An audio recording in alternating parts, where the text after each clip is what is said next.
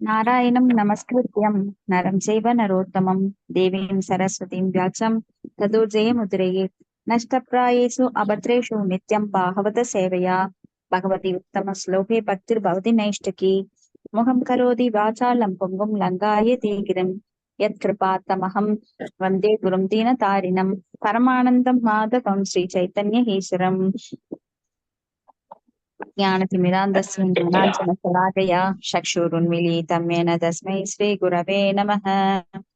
श्रीचैतन्यमनोभीष्टं स्थापिनं येन भूतले स्वयं रूपकथामाह्यं ददाति स्वपदान्तिकं। वन्देऽहं श्रीगुरो श्रीयुतपथकमलं श्रीगुरून् वैष्णवां च श्रीरूपं साग्रजतं सगणरघुनाथान्वितं तं सजीवं साद्वैतं सावधूतं परिजनसहितं कृष्णचैतन्यदेवं श्रीराधाकृष्णपादान् सगणललिता श्रीविशाखान्वितांस हे कृष्णा करुणा सिन्धो दीनबन्धो जगत्पते कोपेश कोपिका कान्त राधाकान्त नमोस्तुते। सप्तकाञ्चन गौराङ्गी राधा वृन्दावनेश्वरी वृषभानुसुते देवी प्रणमामि हरिप्रिये। वाञ्छाकल्पतरुभ्यश्च कृपा चिन्तिभ्य च पतितानां पावनेभ्यो वैष्णवेभ्यो नमो नमः। श्रीकृष्ण चैतन्य प्रभु नित्यानन्द श्री अद्वैत गदाधर श्रीवासादि गौरभक्तवृन्द हरे कृष्ण कृष्ण कृष्ण हरे हरे हरे राम राम हरे राम राम हरे राम हरे। राम हरे हरे। नमो विष्णुपताय नमो विष्णुपताय कृष्णप्रेष्ठाय भूतले श्रीमते जयपताक स्वामिनिधि नामिने नमाचार्य पादाय निधाय कृपपतायिने गौरगदामदाय नगरग्रामधारिणे नमो विष्णुपताय कृष्णप्रेष्ठाय भूतले श्रीमते भक्तिवेदांत स्वामिनिधि नामिने नमस्ते सारस्वते देवे गौरवाणी प्रचारिणे निर्विशेष शून्यवादी पाश्चात्य देशधारिणे। हरे कृष्णा माताजी। இன்னைக்கு हरे कृष्ण। காண்டம் 2 அத்தியாயம் 2 பதம் 36. 35 மதஜி, 35. ஓகே மாதாஜி. ஹரே கிருஷ்ண மாதாஜி. ஹரே கிருஷ்ண ஹரே மாதாஜி. கிருஷ்ணா. ஹரே மாதாஜி வந்துட்டீங்களா கிளாஸ்க்கு? ஆமா மாதாஜி, கொஞ்சம் லேட் ஆகும் போல இருக்கு. சரி, அது கிளாஸ் முடிச்சுட்டு இருப்பாரு. ஓகே ஓகே மாதாஜி. ஹரே கிருஷ்ணா. பதம் 35. பகவான் சர்வபூதேஷு லசித ஸ்வாத்மனா ஹரிஹி திருத்யை புத்தி ஆதிபிர் திரஷ்டா லஷனைர் அனுமாபகைஹ. ஹரே கிருஷ்ணா. ஹரே கிருஷ்ணங் மாதாஜி. ஹரே கிருஷ்ணா. ஓம் நமோ பகவதே வாசுதேவாய. மொழிபெயர்ப்பு தெய்வத்திரு ஆசா பக்திவேதாந்த சுவாமி சீல பிரபுபாதுக்கு ஜெய். மொழிபெயர்ப்பு. முழுமுதற் கடவுளான ஸ்ரீ கிருஷ்ணர் தனித்தன்மையுள்ள ஆத்மாக்களுடன் ஒவ்வொரு ஜீவராசிக்குள்ளும் இருக்கிறார். நாம் காணும் செயல்களிலும் புத்தியிடமிருந்து உதவி பெறும் செயல்களிலும் இவ்வுண்மையை நம்மால் உணரவும் அனுமானிக்கவும் முடிகிறது. பொருளுரை. சாதாரண மனிதனின் வாக்குவாதம் என்னவெனில், பகவான் நம் கண்களுக்கு காட்சி அளிக்காததால் அவரிடம் சரணாகதி அடைவதோ அல்லது அவருக்கு உன்னத அன்பு தொண்டாற்றுவதோ எவ்வாறு சாத்தியமாகும் என்பதாகும். விவேகத்தாலும் உணர்வாலும் எவ்வாறு பரமபுருஷரை ஒருவனால் காண முடியும் என்ற நடைமுறைக்கு ஏற்றதொரு யோசனையை இங்கு ஸ்ரீல சுகதேவ கோஸ்வாமி வழங்கியுள்ளார். உண்மையில் தற்பொழுதுள்ள நமது பௌதீகமான புலன்களால் பகவானை நாம் அறிய முடியாது. ஆனால் நிஜமான தொண்டாற்றும் மனோநிலையால் பகவானின் இருப்பை ஒருவன் திடமாக நம்பும் பொழுது இறையருளால் உண்மை புலப்படுகிறது. மேலும் இத்தகைய தூய பகவத் பக்தர் எல்லா இடங்களிலும் எப்பொழுதும் பகவானின் இருப்பை உணர்கிறார். முழுமுதற் கடவுளின் விரிவங்கமாக இருப்பவர் பரமாத்மா. அப்பரமாத்மாவின் உத்தரவு ரூபத்தில் இருப்பது புத்தி என்பதை அவரால் உணர முடிகிறது. ஒவ்வொருவருக்கும் துணைவராக இருக்கும் பரமாத்மாவின் இருப்பை அறிவது அவ்வளவு கடினமல்ல. சாதாரண மனிதனும் இதை அறியலாம். அதற்கான செயல்முறை பின்வருமாறு. ஒருவன் தன் சுய அடையாளத்தை அறிந்து நிஜமாகவே தான் இருப்பதாக உணர வேண்டும். இதை அவனால் உடனே உணர முடியாதிருக்கக்கூடும். ஆனால் சிறிது புக்தியை உபயோகிப்பதால் தான் இந்த உடல் அல்ல என்பதை அவனால் உணர முடியும். கை, கால், தலை, முடி மற்றும் அவயங்கள் அவனுடைய ஆத்மாவோடு அடையாளப்படுத்த முடியாது என்பதையும் அவன் உணர முடியும். எனவே புத்தியை பயன்படுத்துவதன் மூலம் அவனது ஆத்மாவை பொருட்களிலிருந்து அவனால் பிரித்தறிய முடியும். ஆகவே இயற்கையான முடிவு என்னவெனில், உயிர்வாழி அல்லது ஆத்மாவே காண்பவன் ஆவான். அவன் மனிதனாகவோ அல்லது மிருகமாகவோ இருக்கக்கூடும். தன்னை தவிர்த்து மற்றெல்லா பொருட்களையும் அவன் காணுகிறான். எனவே காண்பவனுக்கும் காணப்படுவதற்கும் இடையில் ஒரு வேற்றுமை உண்டு. சாதாரண பார்வையால் தனக்கு அப்பால் உள்ள பொருட்களை காணும் ஜீவராசிக்கு சுதந்திரமாக காணவோ அல்லது சஞ்சரிக்கவோ சக்தி இல்லை என்பதை இப்பொழுது புத்தியை சிறிது உபயோகித்து பார்த்தால் நம்மாலும் உடனே ஏற்றுக்கொள்ள முடியும். நம்முடைய எல்லா செயல்களும் உணர்வுகளும் இயற்கையால் நமக்கு வழங்கப்படும் சக்தியின் வெவ்வேறு வடிவங்களை பொறுத்துள்ளது. நம்முடைய 5 உணர்வு புலன்களாகிய கேட்டல், ஸ்பரிச உணர்வு, காட்சி, சுவை மற்றும் வாசனை ஆகியவையும் நமது 5 செயற்புலன்களாகிய கைகள், கால்கள், பேசும் சக்தி, கழிவு உறுப்புகள் மற்றும் இனவிருத்தி உறுப்பு ஆகியவற்றுடன் மனம், புத்தி, அகங்காரம் ஆகிய 3 சூட்சும புலன்கள், மொத்தம் 13 புலன்கள் என இவை எல்லாம் ஸ்தூல அல்லது சூட்சுமமான இயற்கை சக்திகளால் நமக்கு அளிக்கப்படுகின்றன. மேலும் நாம் உணர்ந்தறியும் பொருட்கள் இயற்கை சக்திகளின் முடிவற்ற மாற்றங்கள் மற்றும் சேர்க்கையின் உற்பத்திகளே அன்றி வேறில்லை. முடிவாக சாதாரண ஜீவராசிக்கு சுதந்திரமான உணர்வாற்றலோ அல்லது சுதந்திரமாக இயங்கும் ஆற்றலோ கிடையாது என்பதை இது நிரூபிக்கிறது. மேலும் நம்முடைய வாழ்வு இயற்கை சக்தியால் கட்டுப்படுத்தப்படுவதை நாம் உணரும் பொழுது காண்பவன் ஆத்மாவென்றும் புலன்களும் உணர்ந்தறியப்படும் பொருட்களும் ஜடம் என்றும் நாம் முடிவு செய்கிறோம். பந்தப்பட்ட வாழ்வின் வரம்புக்குட்பட்ட நிலை மீது நமக்கு ஏற்படும் அதிருப்தியில் நமது தெய்வீக இயல்பு வெளிப்படுகிறது. அதுவே ஜடத்திற்கும் ஆன்மீகத்திற்கும் உள்ள வேறுபாடு ஆகும். ஜடமானது காணும் அசையும் சக்திகளை விருத்தி செய்து கொள்கிறது என்று சில அறிவற்ற வாக்குவாதங்கள் நிலவுகின்றன. ஆனால் அத்தகைய வாக்குவாதத்தை ஏற்றுக்கொள்ள முடியாது. ஏனெனில் ஜடம் ஓர் உயிர்வாளியை எங்கேனும் உற்பத்தி செய்துள்ளது என்பதற்கு ஆராய்ச்சி பூர்வமான ஆதாரம் எதுவும் இல்லை. எதிர்காலத்தில் ஜடம் உயிராக மாறும் என்பதை பற்றிய பயனற்ற பேச்சுக்கள் உண்மையில் முட்டாள்தனமானவை ஆகும். ஏனெனில் உலகின் எப்பகுதியிலும் எந்த ஜட பொருளும் இதுவரை காணும் அல்லது இயங்கும் ஆற்றல்களை விருத்தி செய்து கொண்டுள்ளதாக சரித்திரமில்லை. எனவே ஜடமும் உயிர் சக்தியும் இருவேறு அடையாளங்கள் என்பதில் சந்தேகமில்லை. புத்தியை உபயோகிப்பதால் இம்முடிவுக்கு வர முடியும். சிறிது புத்தியை பயன்படுத்துவதால் காணும் பொருட்களை இயக்க முடியும். ஆனால் அதற்கு ஒருவனது புத்தி தேவைப்படுகிறது என்ற கருத்துக்கு இப்பொழுது நாம் வருகிறோம். புத்தி ஒருவனுக்கு ஒரு மேலதிகாரியை போல் வழிகாட்டுகிறது. மேலும் புத்தியை உபயோகிக்கவில்லை எனில் உயிர்வாளியால் காணவோ இயங்கவோ உண்ணவோ அல்லது எதையேனும் செய்யவோ முடியாது. ஒருவன் புத்தியை உபயோகிக்க தவறும் பொழுது அவன் குழப்பத்திற்கு உள்ளாகிறான். எனவே ஒரு ஜீவன் புத்தியையோ அல்லது ஓர் உயர்ந்த ஜீவனின் வழிகாட்டலையோ நம்பியிருக்கிறான். இத்தகைய புத்தி எங்கும் பரவியுள்ளதாகும். ஒவ்வொரு உயிர்வாளியும் அவனுக்குரிய புத்தியை தன்னகத்தே கொண்டுள்ளான். ஒரு தந்தை தன் மகனுக்கு வழிகாட்டுவதைப் போல் சில உயர் அதிகாரிகளால் இப்புத்தி வழிநடத்தப்படுகிறது. ஒவ்வொரு தனிப்பட்ட உயிர்வாளிக்குள்ளும் உயர் அதிகாரியாக பரமாத்மா வாழ்கிறார். நம்முடைய ஆராய்ச்சியின் இக்கட்டத்தில் பின்வரும் கேள்விகளை நாம் கருத்தில் கொள்ளவியலும். ஒரு புறம் பார்க்கும் பொழுது நமது உணர்வுகள் மற்றும் செயல்கள் ஆகிய அனைத்தும் ஜட இயற்கையின் ஏற்பாடுகளால் கட்டுப்படுத்தப்பட்டுள்ளன என்பதை நாம் உணர்ந்த போதிலும் நான் பார்க்கிறேன் அல்லது நான் செய்கிறேன் என்றும் உணர்கிறோம் அல்லது கூறுகிறோம். எனவே ஆத்மாவை நாம் ஜட உடலோடு அடையாளப்படுத்துவதால் நம்முடைய காட்சிக்கும் செயலுக்கும் உரிய ஜட புலன்கள் இயங்குகின்றன என்று நாம் கூறலாம். மேலும் நம்முடைய விருப்பத்திற்கேற்ப பரமாத்மா நமக்கு வழிகாட்டுவதுடன் நம் தேவைகளையும் பூர்த்தி செய்கிறார். புத்தியின் வடிவில் உள்ள பரமாத்மாவின் வழிகாட்டலை பயன்படுத்திக் கொள்வதால் நான் இந்த உடல் அல்ல என்ற முடிவிற்கு நாம் வரலாம். அல்லது செய்பவர்களும் உடையவர்களும் நாமே என்று கற்பனை செய்து கொண்டு பொய்யான ஜட வாழ்வில் தொடர்ந்து இருக்கலாம். நம்முடைய விடுதலை நமது ஆசைகளை நாம் பௌதீக எண்ணங்களில் பிரயோகிப்பதையோ அல்லது உண்மையான ஆன்மீக எண்ணத்தில் பிரயோகிப்பதையோ பொறுத்ததாக இருக்கிறது. பரமாத்மாவே நமது நண்பரும் வழிகாட்டியும் ஆவார் என்பதை ஒப்புக்கொள்வதாலும் நமது புத்தியை பரமாத்மாவின் உயர்ந்த புத்தியுடன் பொருந்தும்படி இணைப்பதாலும் உண்மையான ஆன்மீக கருத்தை நாம் சுலபமாக அடைய பெறலாம். பரமாத்மா மற்றும் தனி ஆத்மா ஆகிய இரண்டுமே உயிர் தத்துவங்கள் ஆகும். எனவே பரமாத்மாவும் தனி ஆத்மாவும் தன்மையில் ஒன்றானவையாகவும் ஜடத்திலிருந்து வேறானவையாகவும் ஆகும். ஆனால் பரமாத்மாவும் தனி ஆத்மாவும் சமநிலையில் இருக்க முடியாது. ஏனெனில் பரமாத்மா வழிகாட்டுகிறார் அல்லது புத்தியை அளிக்கிறார். அந்த வழிகாட்டலை தனி ஆத்மா பின்பற்றுவதால் கர்மங்கள் முறையாக நிறைவேற்றப்படுகின்றன.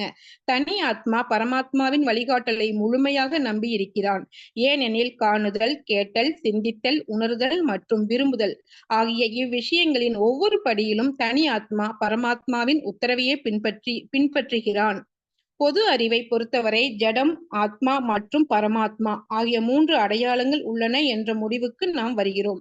இப்பொழுது நாம் பகவத்கீதையை அல்லது வேத அறிவை அணுகுவோமானால் ஜடம், ஆத்மா மற்றும் பரமாத்மா ஆகிய 3 அடையாளங்களும் பரமபுருஷ பகவானை சார்ந்துள்ளன என்பதை இன்னும் தெளிவாக அறிய முடியும்.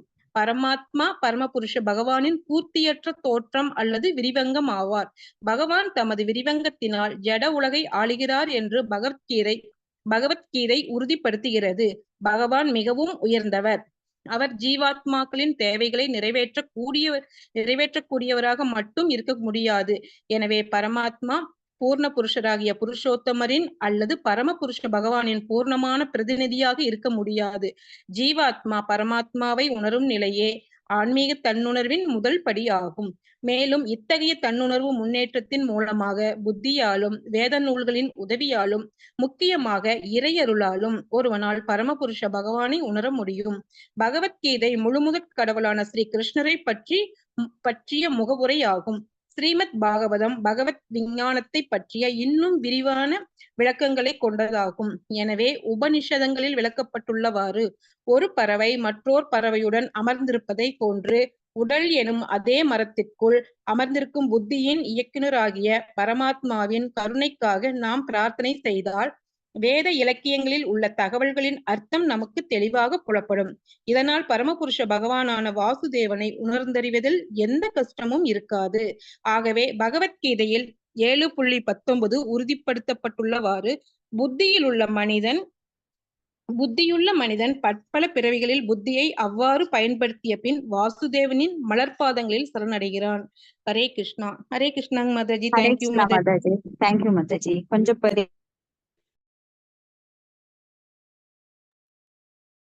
மாதாஜி வாய்ஸ் பிரேக் ஆயிடுச்சுன்னு கேட்கலீங்க.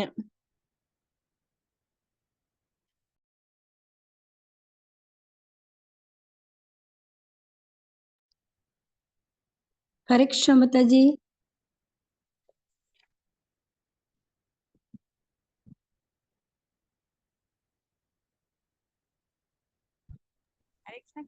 கேட்கலீங்களா இது வரைக்கும்? கேட்கலிங்க மாதாஜி. சாரி மாதாஜி, மியூட் போட்டுட்டே பேசிட்டு இருக்கேன்.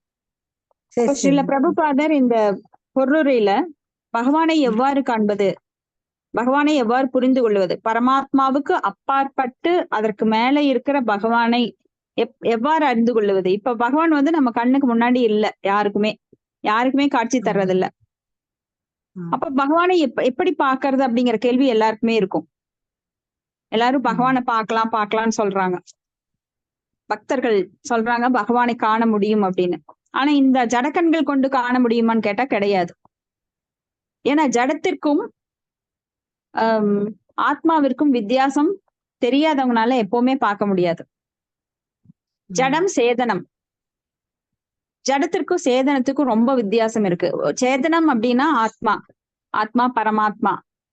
அந்த பரமாத்மாவின் கருணையினாலதான் இந்த ஜடம் இயங்குகின்றது. இந்த ஜடலுக்குள்ள ஒரு உயிர்வாளி இருக்கின்றது. அந்த உயிர்வாளிக்கு சாட்சியாக பரமாத்மா இருக்கிறார். அப்ப பரமாத்மாவை உணர்வதுங்கிறது கூட பூர்ணமான நிலை அல்ல. பகவானை உணர்வதுதான் பூர்ணமான நிலை. ஆனா அந்த பரமாத்மா என்ன பண்றாரு, அப்போ எல்லா ஜீவராசிகளுக்குள்ளும் சாட்சியாகவும் அனுமதிப்பாளராகவும் உபதிரஷ்டா அனுமந்தா பர்த்தா போக்தா மகேஸ்வர பரமேத்மேதி சாபிக்தோ அப்படின்னு சொல்லி நாம பகவத்கீதையில படிக்கிறோம். அப்ப உள்ள இருக்கிற பரமாத்மாவின் வழிகாட்டுதலால் தான் இந்த ஜீவராசி இயங்குகின்றான். பல கோடி பிறவிகள் எடுத்தாச்சு. எல்லா பிறவிகளிலும் ஆசைகளை மனதில் வைத்திருக்கின்ற அந்த உயிர்வாளி பகவானை விட்டு பிரிந்து தனியாக அனுபவிக்க வேண்டும் அப்படின்னு ஆசை அவனுக்கு இருக்கு. அந்த ஆசையை நிறைவேற்றுவதற்கு கூட அதுக்கு பகவான் அந்த பரமாத்மா ரூபத்துல உள்ள இருக்கிற ஒவ்வொரு உயிர்வாளிக்குள்ளும் இருக்கிற அந்த விஷ்ணு ரூபத்துல சங்கு சக்கரம் கதை புஷ்பம் கொண்டு 3 அங்குலத்துல இருக்கிற அந்த பகவான் வந்து பரமாத்மா வந்து நம்மளுக்கு அனுமதி அளித்தால்தான் நாம் ஆசைகளை நிறைவேற்ற முடியும். இல்லைன்னா நாம் ஆசைப்பட்டாலும் அது நிறைவேறாது. அப்ப ஆசைப்படுறதுக்கு தகுதி வேணும்.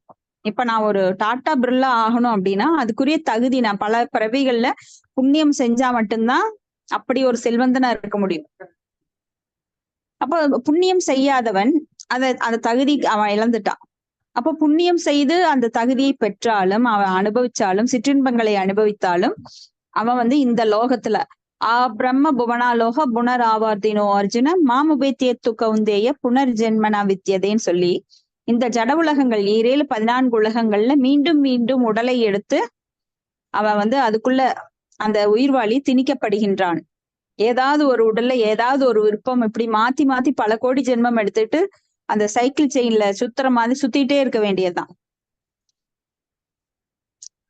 அப்போ நிஜமான தொண்டாற்றும் மனோநிலையால் பகவானின் இருப்பை ஒருவன் திடமாக நம்பும் பொழுது இறையருளால் உண்மை புலப்படுகின்றது. அப்போ உண்மை புலப்படணும்னா அதுக்கு இறையருள் வேண்டும்.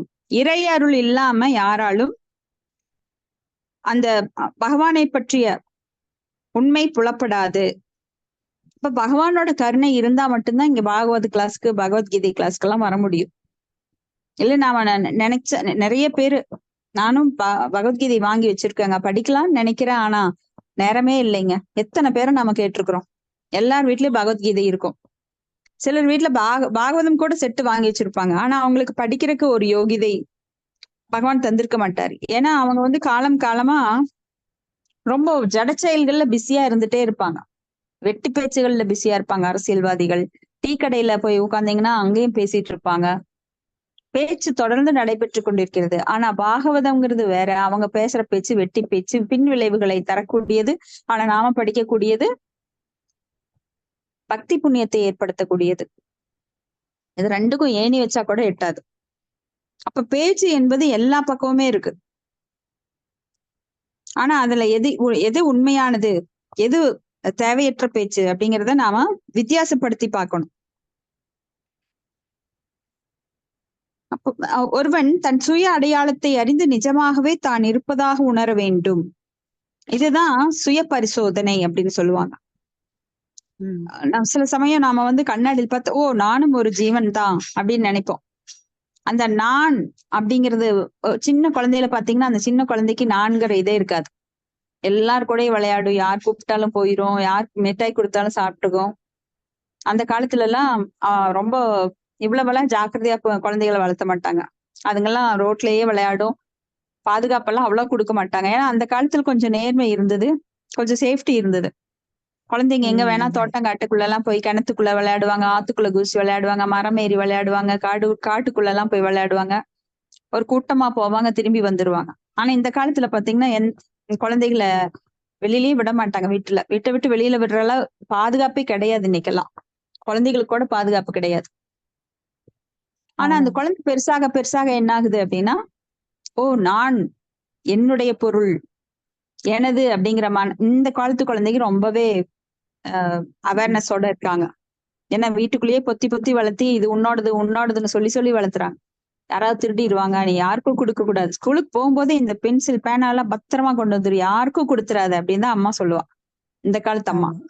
ஆனா அந்த காலத்துல அந்த மாதிரி அட்வைஸ் எல்லாம் கிடையாது. எல்லாருக்கும் கொடு, பகிர்ந்து சாப்பிடு அப்படின்னு சொல்லி கொடுத்து விடுவாங்க.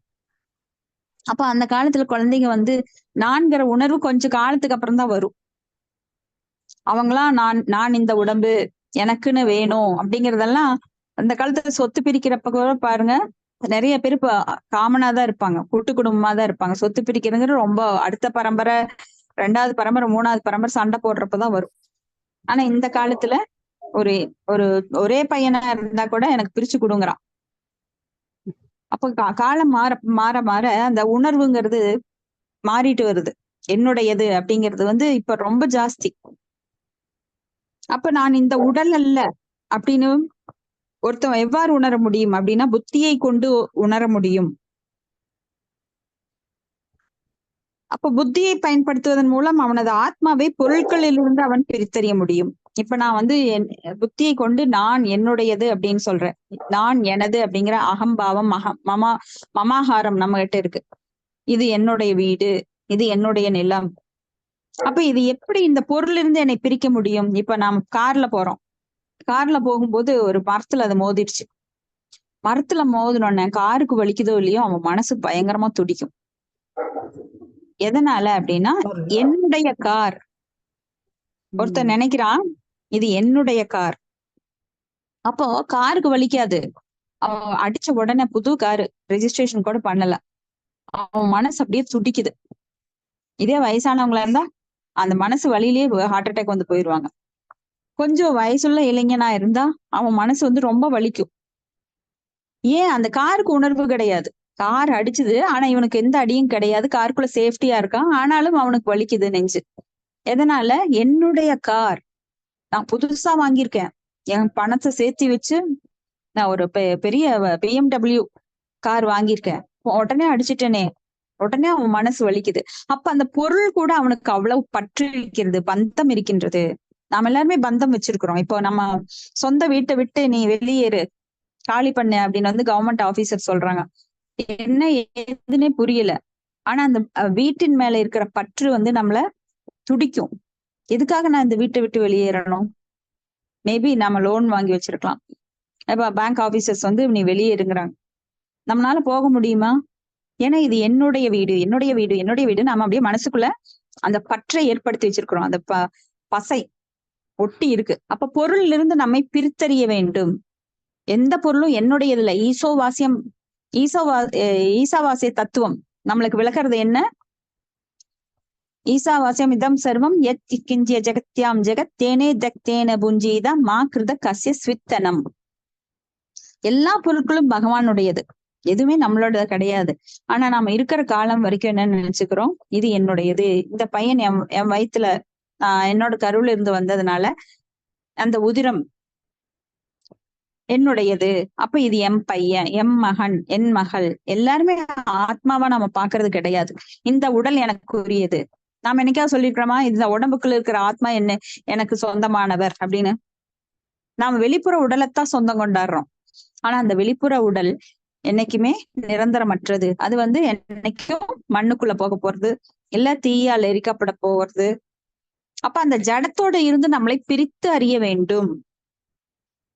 எனவே காண்பவனுக்கும் காணப்படுவதற்கும் இடையில் ஒரு வேற்றுமை உண்டு.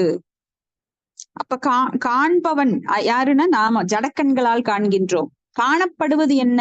உண்மை என்னன்னா புலப்படாதது. ஏன்னா அது சூட்சுமமானது. ஸ்தூலமான ஒன்றை நாம எல்லாருமே பாக்குறோம். அதனால நம்மளுக்கு ஸ்தூலமான அறிவு தான் நம்மளுக்கு ரொம்ப பிடிக்குது. அதனாலதான் நாம இந்த ஜடக்கல்வியை பயின்று கொண்டு இருக்கின்றோம். ஆன்மீக கல்விங்கிறது எல்லாமே சூட்சுமமான விஷயங்களை பேசக்கூடியது. ஆனால் ஸ்தூலமான விஷயங்களை பேசக்கூடியது இந்த ஜடக்கல்வி, இந்த ஜடக்கண்கள். அந்த ஜடக்கண்கள் கொண்டு பார்த்து பார்த்து பழகி போன நமக்கு பிடித்த கல்வி என்ன? ஜடக்கல்வி. ஜடத்தை நம்மால் பார்க்க முடியும். கதவு, ஜன்னல், வீடு, நிலம், ஃபேன், கட்டில் அப்படின்னு எல்லாத்தையும் பார்க்க முடியும். ஆனா கண்ணுக்கு அப்பாற்பட்ட ஸ்தூல பொருட்கள், ஆத்மாவை பார்க்க முடியுமா? முடியாது. மனத்தை பார்க்க முடியுமா? முடியாது. புத்தியை பார்க்க முடியுமா? முடியாது. அகங்காரம் அப்படிங்கிற பொய் அகங்காரத்தை பார்க்க முடியுமா? முடியாது. உண்மையான அகங்காரத்தை பார்க்கிறோமா? அதுவும் முடியாது. அதை உணரத்தான் முடியும். அப்போ காண்பவனுக்கும் காணப்படுவதற்கும் இடையில் ஒரு வேற்றுமை உண்டு. உண்மையான பார்வை என்ன? சாஸ்திர சக்ஷு, வேதத்தின் கண் கொண்டு வேத சக்ஷு, வேதத்தின் கண் கொண்டு பார்க்க வேண்டும். அப்ப அந்த சாதாரண பார்வையில் தனக்கு அப்பால் உள்ள பொருட்களை காணும் ஜீவராசிக்கு சுதந்திரமாக காணவோ அல்லது சஞ்சரிக்கவோ சக்தி இல்லை என்பதை இப்பொழுது புத்தியை சிறிது உபயோகப்படுத்தி பார்த்தால் நம்மாலும் உடனே ஏற்றுக்கொள்ள முடியும். அப்போ புத்தியை கொண்டு நாம் நம்மை நம் கண்களால் காண வேண்டும். ஞான கண்களால் காண வேண்டும், அகக்கண்களால காணணும், புறக்கண்களால் கிடையாது. புறக்கண்கள் என்ன பார்க்கும்? இந்த டிவியை பார்க்கும், கதவை பார்க்கும், சேரை பார்க்கும், நிலத்தை வீட்டை பார்க்கும். ஆனா அகக்கண்கள் கொண்டுதான் ஞானத்தை அடைய முடியும். ஞானம்ங்கிறது எந்த கடையிலையும் விற்காது, அதுக்கு பார்க்கவும் முடியாது. அத வந்து தூய பக்தர்கள் மூலமாக ஞான சக்ஷு, ஞானத்தின் கண் கொண்டு பார்க்கணும், வேதத்தின் கண் கொண்டு பார்க்க வேண்டும். அப்போ நமக்கு எல்லா செயல்களும் உணர்வுகளும் இயற்கையால் நமக்கு வழங்கப்படும் சக்தியின் வெவ்வேறு வடிவங்களை பொறுத்தது. அப்போ 5 உணர்வு புலன்கள் நம்ம கிட்ட இருக்கு. கேட்டல், ஸ்பரிச உணர்வு, காட்சி, நாம் பார்க்கின்ற காட்சி, நாக்கால் நாக்கால் சுவையை அறிவது, அப்ப வாசனை மூக்கால் நாம் முகர்வது, இந்த 5 செயற்புலன்கள். அது போக நம்மளுக்கு இனவிருத்தி உறுப்பு, கைகள், கால்கள், பேசும் சக்தி, கழிவு உறுப்பு, இதெல்லாம் செயற்புலன்கள்.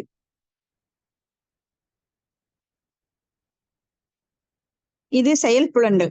அப்புறம் புத்தி, மனம், அகங்காரம், இதெல்லாம் 13 புலன்கள் மொத்தமா.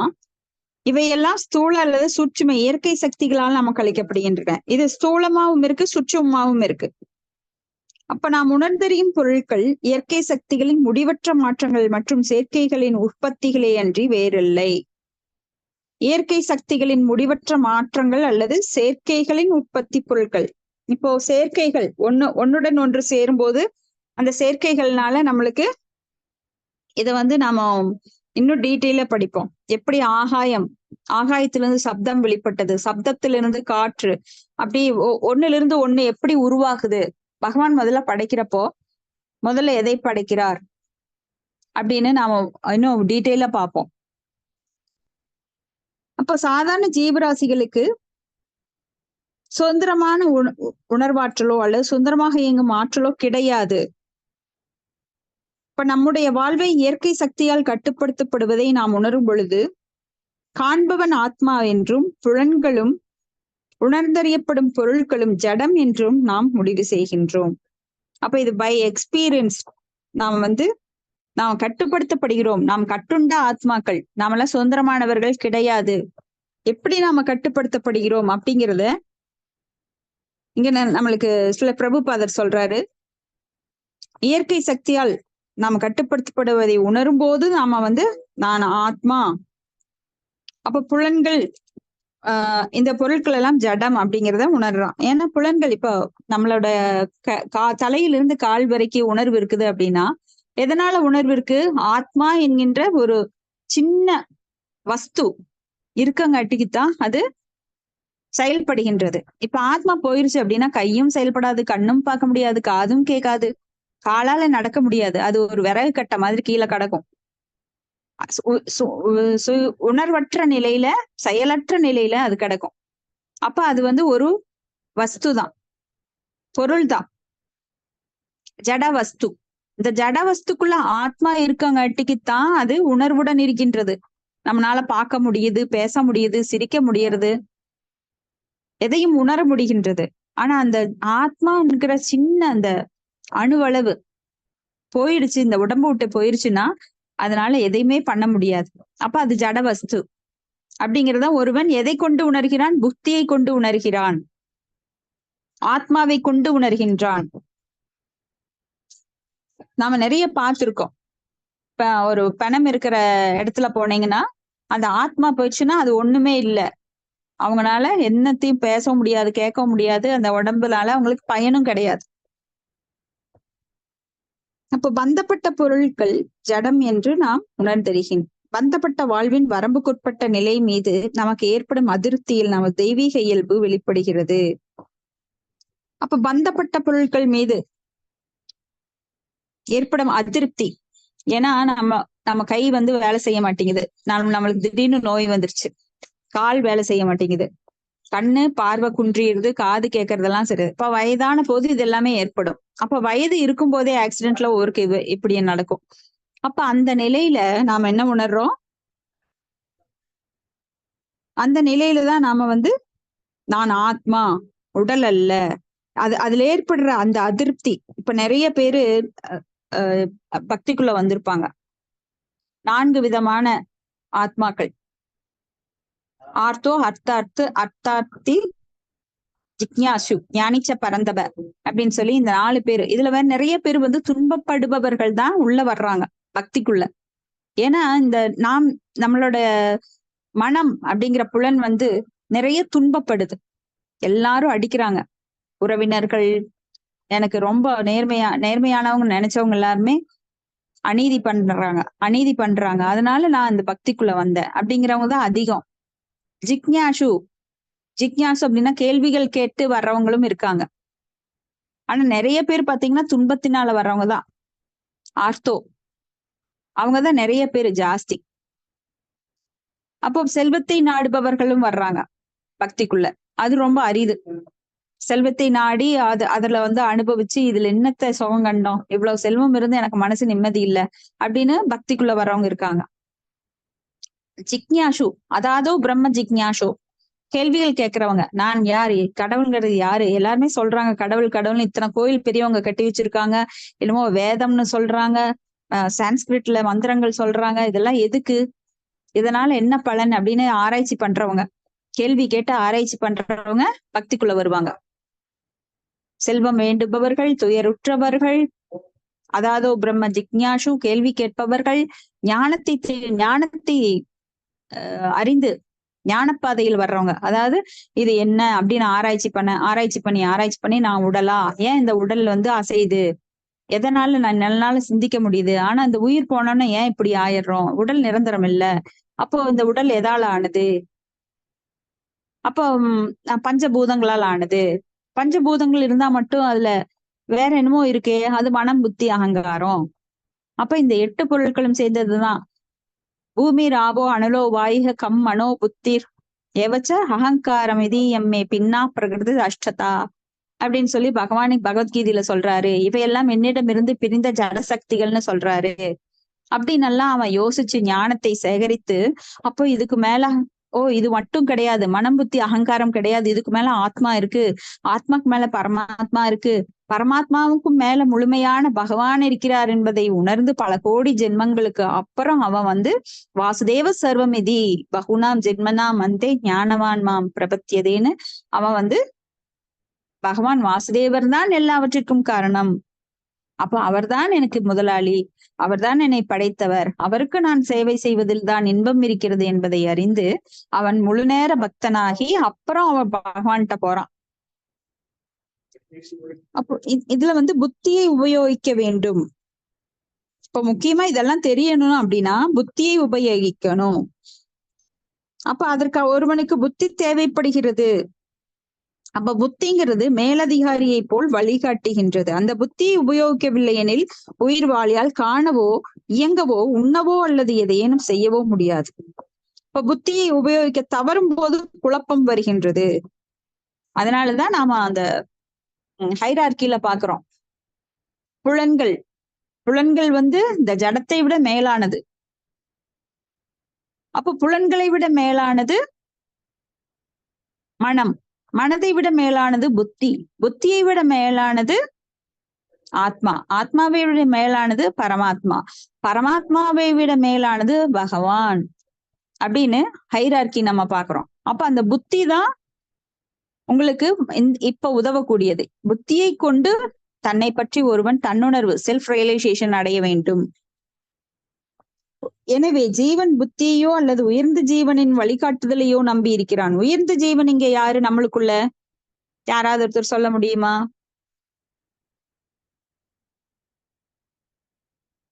ஹரே கிருஷ்ணா. சொல்லுங்க மாதாஜி. பரமாத்மா தான் உயர்ந்த மனிதர் நமக்குள். உயர்ந்த ஜீவன். உயர்ந்த ஜீவன். அப்போ ஒவ்வொரு ஜீவனும் அவனுக்குரிய புத்தியை தன்னகத்தை கொண்டுள்ளான். ஒரு தந்தை தன் மகனுக்கு வழிகாட்டுவதை போல. எவ்வளவு அழகா சொல்ல பிரபுபாதர் சொல்றார். அகம் பீஜ பிரஜபிரதா, பகவான் சொல்றார் நான் தான் விதையளிக்கும் தந்தை. இப்ப பகவான் தான் நம்மளுக்கு எல்லாருக்கும் தந்தை, தாய், குரு அனைத்தும் அவர் தான். அப்ப அவர் சிலர் அதிகாரிகள், சில உயர் அதிகாரிகளால் இந்த புத்தி வழிகாட்டப்படுகிறது.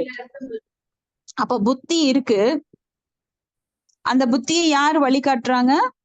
புத்தி நம்மளுக்கு இருக்கு அப்படின்னா நாமளே அதை உபயோகப்படுத்த முடியாது. அதை டியூன் பண்ணி கொடுக்குறாங்க உள்ள இருந்து. யாரு? அது பரமாத்மா. அப்ப பரமாத்மா நம்மளுக்கு வழிகாட்டும் போதுதான் அந்த புத்தி வேலை செய்யுது.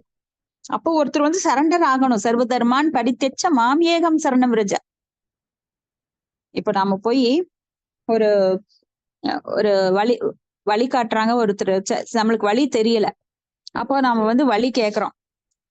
டேய் இங்க வாடா, எனக்கு இந்த வழி சொல்றா, டெல்லிக்கு எப்படி போகணும், அப்படின்னு கேட்டோம்னா அவன் சொல்லுவானா? அவன் என்ன பண்ணுவான்? திருப்பி நம்மள முறைச்சு பார்த்துட்டு போயிடுவான். அதாவது பரவாயில்ல, திருப்பி அடிக்காம போயிடுவான். அப்போ நாம ஒருத்தர்கிட்ட சரணடையும் போது அவங்க என்ன பண்ணுவாங்க, ஏங்க இது கொஞ்சம் வழி கட்ஸ் ப்ளீஸுங்க சொல்லுங்க அப்படின்னா அவன் சொல்லுவான். அது இல்லாம அப்போ நம்மளை படைத்த அந்த பகவான்கிட்ட நம்ம என்ன பண்ணணும்? சரணடையணும். எப்படி கேட்கணும்? பகவானே எனக்கு கொஞ்சம் வழிகாட்டுங்க, எனக்கு இந்த சூழ்நிலை எனக்கு ரொம்ப துன்பகரமா இருக்கு. அதாவது இந்த துக்காலயத்துல எல்லாருமே துன்பப்படத்தான் வந்திருக்கோம். இங்க யாருமே இன்பம் அனுபவிக்கல. அனுபவிப்பதாக நினைப்பது எல்லாம் கற்பனை. கற்பனையில மிதந்துட்டு இருக்கிறோம். கனவு காணும் வாழ்க்கை, நாடக மேடை. எல்லாரும் இப்ப ஒரு ஒரு வேஷம் போட்டிருக்கோம். நான் பெண் உடல் எடுத்திருக்கேன், சிலர் ஆண் உடல் எடுத்திருப்பாங்க, சிலர் வயோதிக உடல்ல வேஷம் போட்டிருக்கிறோம், சிலர் குழந்தை உருவுல வேஷம் போட்டிருக்கோம். அப்படியே மாற்றங்கள் வந்து கொண்டே இருக்கிறது. மாறாதது என்றுமே மாற்றங்கள். இந்த உலகத்துல மாறாதது அப்படின்னு சொன்னா மாற்றங்கள் தான். ஏன்னா இப்போ இப்படி இருக்கும், நாளைக்கு எப்படி இருக்கும்னு தெரியாது. குழந்தை பருவம் 6 மாற்றங்கள் ஏற்பட்டு கொண்டே இருக்கின்றன. அதுல இன்னும் பல மாற்றங்கள் இருக்கு. இன்னைக்கு செல்வந்தரா இருக்கலாம், நாளைக்கு ஆண்டியா இருக்கலாம், அப்புறம் போண்டி ஆகலாம். இப்படி பல மாற்றங்கள் இருக்கும். பிச்சைக்காரன் பணக்காரன் ஆகலாம், பணக்காரன் பிச்சைக்காரன் ஆகலாம். மீடியமா இருக்கிறவங்க நடுத்தரமான வாழ்க்கையை வாழ்றவங்க அப்படியே கூட வாழ்ந்து பல கஷ்டங்களையும் இன்பங்களையும் சிற்றின்பங்களையும் அனுபவிச்சுட்டு போகலாம். ஆனா மாற்றம் என்பது என்னைக்கும் மாறாதது, மாறிட்டே இருக்கும். அப்ப இந்த உயர் அதிகாரியால் இப்புத்தி வழி நடத்தப்படுகின்றது. அப்ப நம்முடைய ஆராய்ச்சியில இப்போ நாம் பார்த்தோம்னா, நமது உணர்வுகள் மற்றும் செயல்கள் ஆகிய அனைத்தும் ஜட இயற்கையில் ஏற்பாடுகளால் கட்டுப்படுத்தப்பட்டுள்ளது. அதனாலதான் நாம என்ன செய்யறோம்? நான் பாக்குறேன், நான் செய்யறேன் அப்படிங்கிற உணர்வு நம்மளுக்கு வருது. அப்ப ஜட இயற்கை என்ன பண்ணுது? நம்மள இதை தவறாக நம்மை வழி நடத்துகின்றது. நான் எனது அப்படிங்கிற உணர்வு. அப்ப ஜட இயற்கை என்ன பண்ணுது? நம்ம உணர்வை மாற்றுவதற்காக நம்மளுக்கு குழந்தை பருவத்திலிருந்து வயோதிக தோற்றத்தை கொடுக்குது, நோயை கொடுக்குது. நம்மளுக்கு நோயினால என்னென்ன மாற்றங்கள், முடியெல்லாம் வெள்ளையாகுது, கண் பார்வை குறையுது, காது கேட்கறது குறையுது, புத்தி தடுமாறுது. பெரிய IAS IPS உயர்ந்த நிலையில இருந்தவங்க எல்லாம் கூட படுக்கையில பாத்தீங்கன்னா ஞாபகம் இல்லாம கிடப்பாங்க.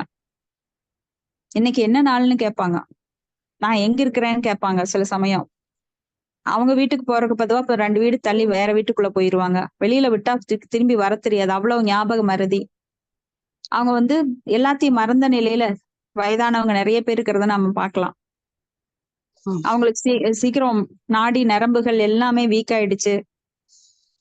அப்போ இந்த நான் எனது அப்படிங்கிற உணர்வெல்லாம் தவறு அப்படிங்கிறது நாம அந்த நிலையில தான் புரிஞ்சுக்கிறோம். ஏன்னா புத்தி நல்லா ஷார்ப்பா இருக்கிறப்பவே அதை தெரிஞ்சுக்கணும்.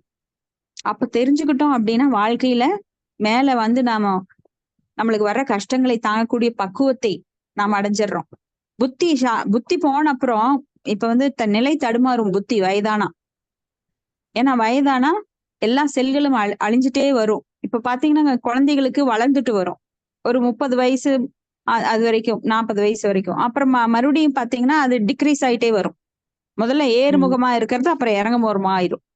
ஒவ்வொரு செல்லா அழிஞ்சிட்டே வரும். அதனாலதான் நம்மளுக்கு கண் பார்வை குறையிறது, காது கேட்கறது குறையிறது, மூட்டு வலி வர்றது, நரைமுடி வர்றது. ஏன்னா செல்கள் ஒவ்வொன்றா அழிய அந்த உடம்புல மாற்றங்கள், வயோதிக தோற்றமும் அந்த உடல்ல இருக்கிற சத்துக்கள் குறைஞ்சிட்டு அப்புறம் நொந்து போய் படுத்து பெட் ரெஸ்ட் ஆகி அதுல புண்ணெல்லாம் பல துன்பங்களை அனுபவிக்க காத்து கொண்டிருக்கிறது இந்த உடம்பு எடுத்தவன் என்னைக்குமே கஷ்டப்பட்டே ஆகணும். உடம்பு எடுக்கிறது நம்ம இஷ்டப்பட்டுதான் எடுத்தோம். ஏன்னா நான் அனுபவிக்கணுங்கிற ஆசை, அதுக்காக இந்த உடல் வடிவமைத்து கொடுக்கப்பட்டிருக்கு. உடல் இல்லாம அனுபவிக்க முடியாது. அந்த உடலை யாரு கொடுத்தா? நாமளா இஷ்டப்பட்டு பகவான்கிட்ட கேட்டோம், பகவான் கொடுத்தார். அப்ப இயற்கை கொடுத்தது நம்மளுக்கு இந்த உடம்பு.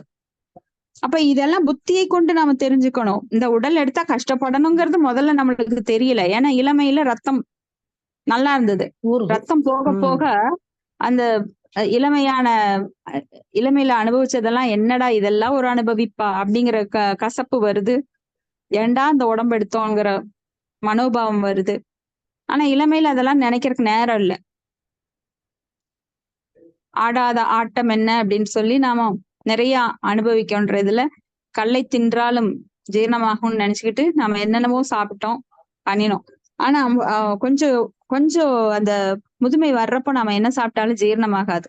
ஏப்பம் வருது, வயிற்றுக்குள்ள என்னமோ பண்ணுது, அல்சர் ப்ராப்ளம். அப்போ எவ்வளவோ பிரச்சனைகள்.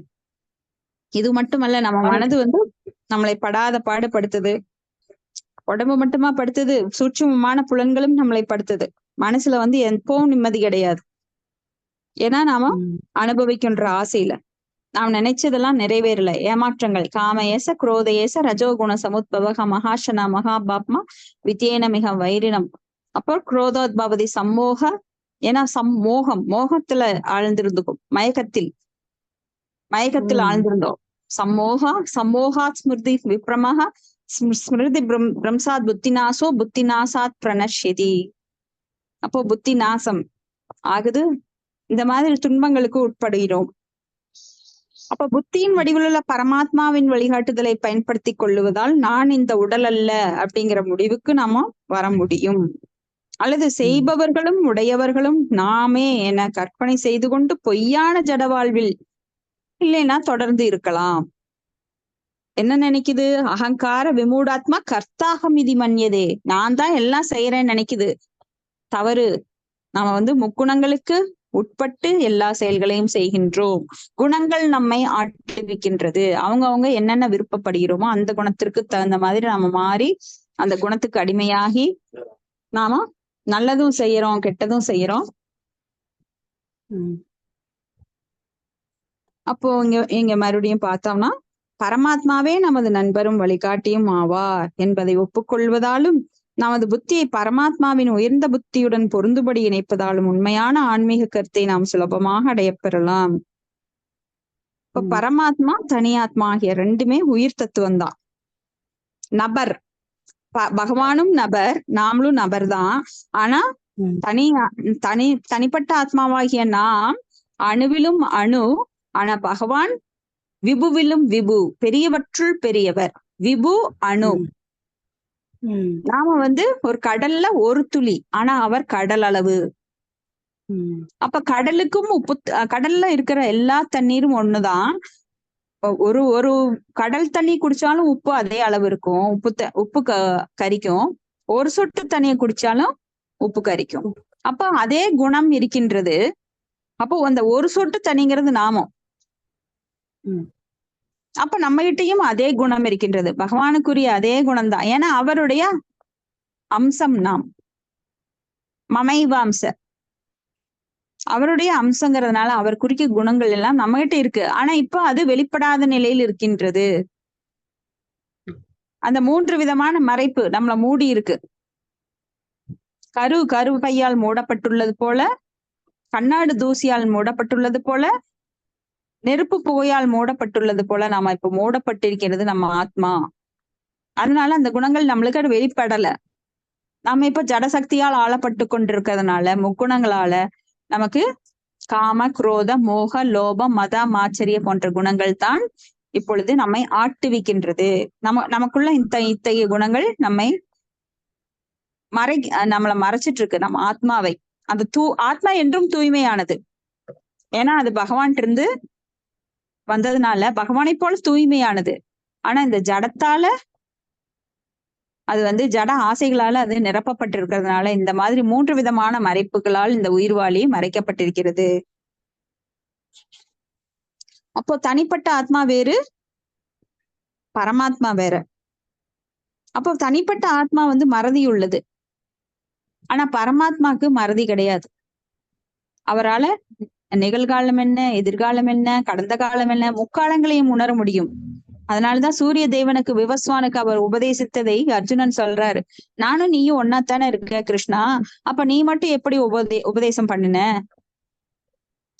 கோடானு கோடி ஆண்டுகளுக்கு முன்னாடி விவஸ்வான் மனைவே ஸ்வாகவே பிரவீத் அப்படின்னு எப்படி நீ விவஸ்வானுக்கு உபதேசம் பண்ணினத அவர் திருப்பி மனுவுக்கு பண்ணினாரு அப்படின்னு சொல்லி கேக்குறாரு. அப்போ நீயும் அப்ப இருந்த என் கூட, ஆனா வேற ஒரு வடிவத்துல இருந்த, அத நீ மறந்துட்ட. அப்ப நாமெல்லாம் மறதியுள்ள ஆத்மாக்கள். நாம் பல ஜென்மங்கள் எடுத்திருக்கோம்.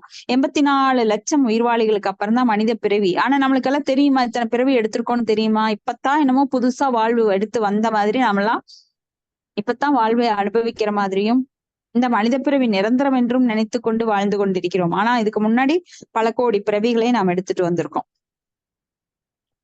அது தெரியாது யாரும். அது தெரியறது இல்ல நம்மளுக்கு.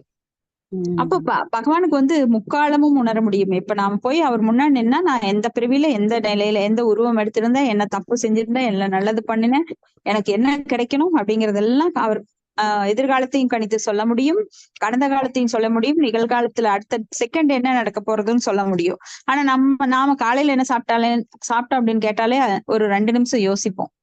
நேத்து என்ன ட்ரெஸ் போட்டிருந்தோன்னு யோசிப்போம். அப்படிப்பட்ட நாம இந்த கண்களால் நம்ம முதுக கூட பார்க்க முடியாது. இப்படிப்பட்ட நாம எப்படி பகவானை கணக்கிட முடியும்? நிறைய பேரு இந்த மறதியுள்ள இந்த ஆத்மாக்கள், குறைவுடைய புலன்களை உடைய இந்த ஆத்மாக்கள் பகவான முழுசா புரிஞ்சுக்கணும்னு நினைக்கிறாங்க. அவர் வந்து முன்னாடி நிக்கணும்னு நினைக்கிறாங்க. அவர் எப்படிப்பட்ட வீரியம் உள்ளவர், அவர் நம்ம முன்னாடி நின்னா நம்மளால பார்க்க முடியுமா? அதுவும் முடியாது. இந்த ஜடக்கண்கள் கொண்டு பார்க்கவும் முடியாது. சூரியனையவே பார்க்க முடியாது. நாம எப்படி கோடி கோடி சூரிய பிரகாசம் உள்ள பகவானை பார்க்கணும்னு நினைக்கிறோம். அவர் புரிஞ்சுக்கவே நம்மளுக்கு சக்தி பத்தாது. அவருடைய ஒரு சிறு அம்சத்தை கூட நம்மளால புரிஞ்சுக்க முடியல. இந்த ஜடத்துல அவர் படைத்த ஜட படைப்புகளை கூட இன்னைக்கு வரைக்கும் யாராலையும் முழுசா அறிஞ்சுக்க முடியல. இன்னும் கடல்ல ஆழத்துல இவ்வளவுதான் ஜீவராசிகள் இருக்குன்னு சயின்டிஸ்ட் சொன்னாங்க. ஆனா இன்னும் பாத்தீங்கன்னா நிறைய ஜீவராசிகள் இருக்கிறதா டிஸ்கவரி சேனல்ல போட்டுட்டே இருக்கிறான். ஏன்னா கடலுக்கு அடியில ஃபுல் இருட்டு. அந்த இருட்டுல எந்த ஜீவராசியும் வாழ முடியாதுன்னு அவங்க கணக்கிட்டு வச்சிருந்தாங்க. ஆனா போய் பார்த்தா அதுல ஏகப்பட்ட ஜீவராசிகள், கோடிக்கணக்கான ஜீவராசிகள் இருக்கான். புதுசா கண்டுபிடிக்கிறான். ஆனா அவனால கண்டுபிடிக்க முடியாது முழுசா 100%. அப்படி எவ்வளவோ குகைகள் இருக்கு கடல்ல கடல் ஆழத்தில் இல்ல, மலைகள்ல, அருவிகள்ல. இந்த மாதிரி பகவானுடைய படைப்பு எண்ணில் அடங்காதவை, எல்லையற்றவை. அனந்த அப்படின்னா எல்லையற்ற. பகவானுடைய படைப்போ அவரது சக்திகளும் எல்லையற்றது. அதை வந்து கணக்கில் அடங்காதது, கணக்கிட முடியாதது. அப்படிப்பட்ட நாத்திகர்கள் கேக்குறாங்க, உங்க பகவானா காட்டு அப்படின்னு ஒரு வார்த்தை சொன்னா பத்தாது. இப்போ நீ வந்து ஒரு டாக்டருக்கு படிக்கிறேன்னு 4 வருஷமா ஃபர்ஸ்ட் ஸ்டாண்டர்ட் எல்கேஜி யூகேஜில இருந்து படிச்சு டாக்டருக்கு படிக்கிறதுக்கு எவ்வளவு சிரமப்படுறோம். கடவுளை பாக்குறதுக்கு அது ஒரு லிமிட் கிடையாது, அன்லிமிட். அப்போ நீங்க அட்லீஸ்ட் ஒரு பகவத்கீதை படிக்கணும், பாகவதம் படிக்கணும். வேதங்களை படிக்க முடியலைன்னாலும் வேதங்களோட இறுதி முடிவான இந்த பாகவதத்தை படிக்கணும். படிச்சு அப்புறம் புரிஞ்சுக்கணும். சும்மா கேள்வி வெறும் ஒத்த வார்த்தையில சொல்ல முடியாது. பகவானை கொண்டு வந்து யாராலும் முன்னாடி நிறுத்த முடியாது. அதுக்குரிய தகுதியும் கிடையாது. அப்ப தகுதியை வளர்த்திக்கணும்.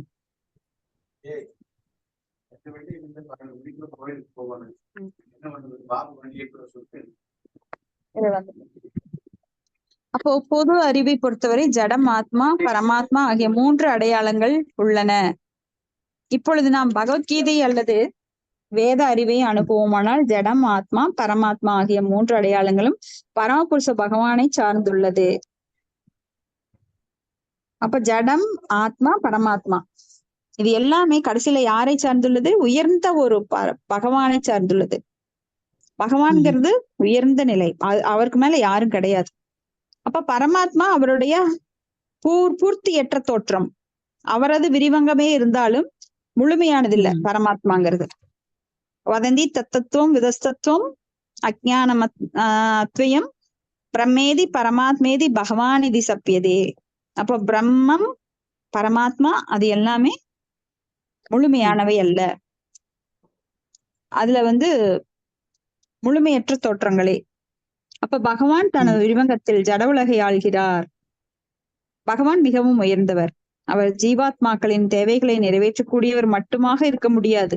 எனவே பரமாத்மா பூர்ண புருஷராகிய புருஷோத்தமரின் அல்லது பரம பகவானின் பூர்ண பிரதிநிதியாக இருக்க முடியாது. ஜீவாத்மா பரமாத்மாவை உணரும் நிலையே ஆன்மீக தன்னுணர்வின் முதல் படி. ஆன்மீக தன்னுணர்வுங்கிறது என்னன்னா பரமாத்மாவை உணரும் நிலை. ஜீவாத்மா பரமாத்மாவை உணர்வது. அதுதான் தியானிகள் செய்யறாங்க. தியானிகளோட நோக்கம் என்ன? உள்ளிருக்கும் பரமாத்மாவை உணர்ந்து அவரை உள்நோக்கி தியானிப்பது, இதயத்துக்குள்ள இருக்கிற பரமாத்மாவை நோக்கி தியானிப்பதுதான் தியானிகளோட நிலை. ஆனா பிரம்ம ஜோதியை அடையறோம்னு நினைக்கிறவங்க அவங்க அஷ்டாங்க யோகம் இல்ல ஹட யோகம் அதெல்லாம் பண்ணுவாங்க. இப்படி தன்னுணர்வில் முன்னேற்றத்தின் மூலமாக புத்தியாலும் வேத நூல்களின் உதவியாலும் முக்கியமாக இறையருளாலும் ஒருவனால் பரமபுருஷ பகவானை உணர முடியும். பகவத்கீதை முழுமுதற் கடவுளான ஸ்ரீ கிருஷ்ணரை பற்றிய முகவுரையாகும். ஸ்ரீமத் பாகவதம் பகவத் விஞ்ஞானத்தை பற்றிய இன்னும் விவரமான விளக்கங்களை கொண்டது. அப்போ நாம் ஓரளவுக்கு பகவத்கீதையில படிக்கிறோம். அப்போ இந்த பாகவதத்துல முழுமையா நம்மளுக்கு பகவானை பற்றிய விஷயங்கள் சொல்லப்பட்டிருக்கு. ஏன்னா பகவானை பற்றிய விஷயங்கள் எண்ணில் அடங்காதது.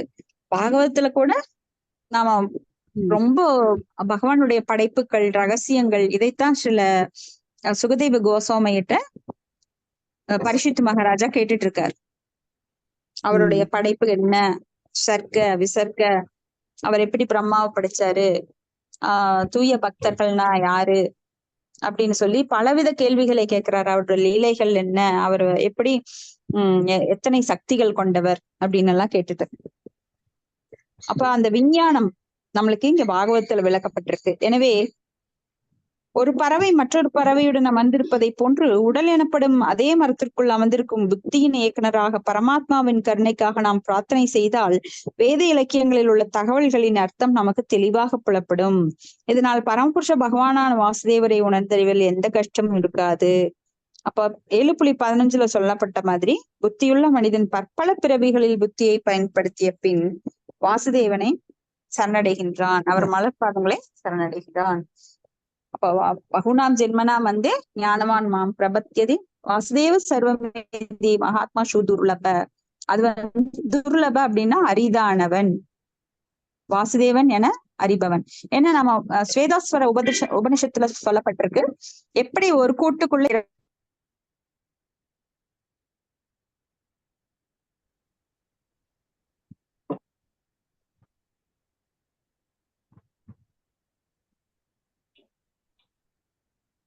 ஹரே கிருஷ்ணா. ஹரே கிருஷ்ணா.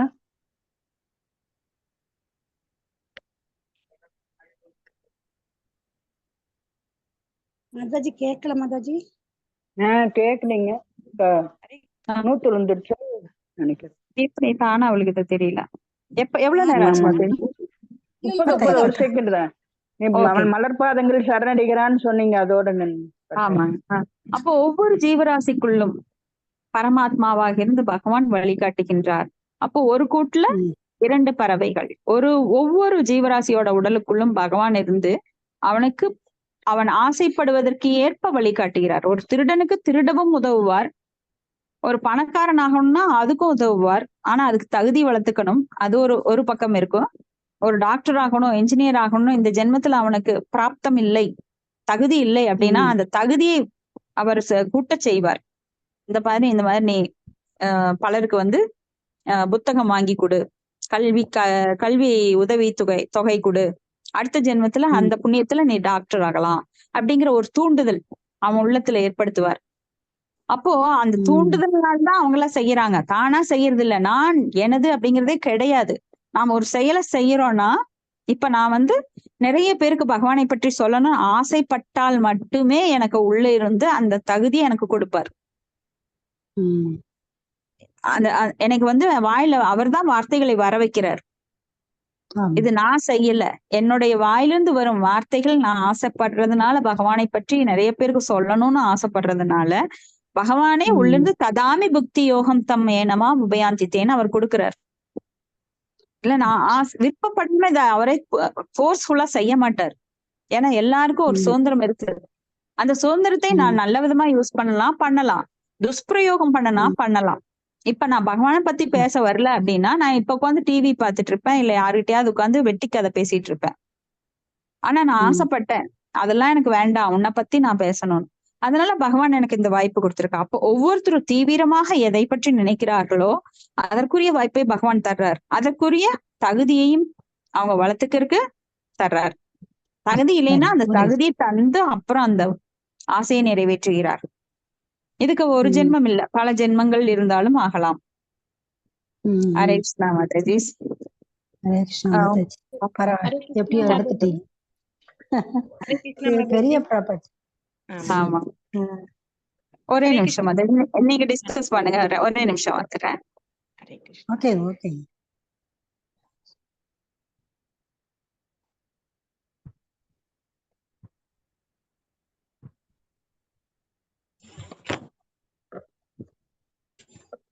ஹரே கிருஷ்ணா, நாளைக்கு இதுக்கு வரீங்களா எல்லாரும்? ஏங்க மாதாஜி? ஹரே கிருஷ்ணா மாதாஜி, தேருக்கு சொல்லுங்க. வருவோங்க மாதாஜி, வருவோங்க ஹரே மாதாஜி. ஹரே கிருஷ்ணா மாதாஜி.